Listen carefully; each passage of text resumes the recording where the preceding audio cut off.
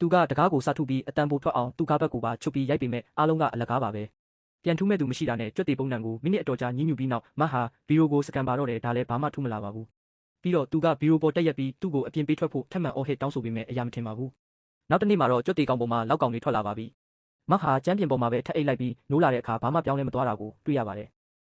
သူ့ဖုန်းကိုစစ်ဆေးရင်းမတော်တဆလွတ်ကျသွားတဲ့အခါဖုန်းကပြတ်သွားပါတယ်ဘလို့ပဲဖြစ်ဖြစ်လိုက်မမိတဲ့အတွက်အဲ့ဒီဖုန်းကအသုံးမဝင်ပါဘူးရေငတ်တာကိုဆက်ပြီးအောက်အေးမထားနိုင်တော့တဲ့အတွက်မဟာသူ့ဖက်နှက်ထဲကိုစီးသွားပြီးရေတက်ရအောင်တောက်ဖို့ဆုံးဖြတ်လိုက်ပါတယ်အရသာကအလွန်ယွန်စရာကောင်းတာကြောင့်ဒါဟာဘီယာဖြစ်တယ်လို့စိတ်ကူးယဉ်ပြီးတောက်ရပါတယ်ထပ်ပြီးအော်ဟစ်ပြီးနောက်မှာတော့စိုးနေတဲ့ဖက်နှက်ကိုပြန်စီးပြီးတကားနာကကြွက်တွေကိုကန်ထုတ်လိုက်ပါတယ်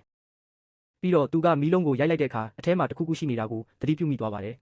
အောက်ကိုပြုတ်ကျလာအောင်ပြင်းပြင်းထန်ထန်ထက်ရိုက်လိုက်တဲ့အခါတော့တစ်ချောင်းကိုတွေ့ရပါတယ်မဟာဘာတွေတွေ့ရမလဲဆိုတာကိုကြောက်နေပေမဲ့ဗီဒီယိုကိုဖွင့်လိုက်တဲ့အခါဂက်စ်ဘူးနှစ်ဘူးနဲ့ကိရိယာတချို့ကိုတွေ့လိုက်ရပါတယ်ပထမဦးစွာမဟာတကားပေါ်မှာတူနဲ့ဆောက်ကိုတုံးကြည့်ပေမဲ့ဆေးတွေပဲကွာသွားပြီးတန်တကားကတော့ချိုင်းတောင်မသွားပါဘူးနောက်ပြီးသူဟာကိရိယာတစ်ခုအကူအညီနဲ့မပွင့်မချင်းဂက်စ်ဘူးတွေကိုအားစိုက်ပြီးဖွင့်ပါတယ်ပစ္စည်းအလုံးကိုတက်ဆင်ဖို့ကသူနဲ့မရင်းနှီးတာကြောင့်အချိန်တော်ကြာသွားပေမဲ့နောက်ဆုံးမှာတော့အလုံးလုံးနိုင်တဲ့ဂဟေဆော်ဆက်ဘောဒေါ့ချ်တစ်ခုကိုသူဖန်တီးနိုင်ခဲ့ပါတယ်သူကမီးတောက်ကိုမျက်နှာချက်ကမီးတက်ရေဖြန်းကောင်းစီကိုချက်ချင်းလှည့်လိုက်ပေမဲ့ဘာမှဖြစ်မလာပါဘူး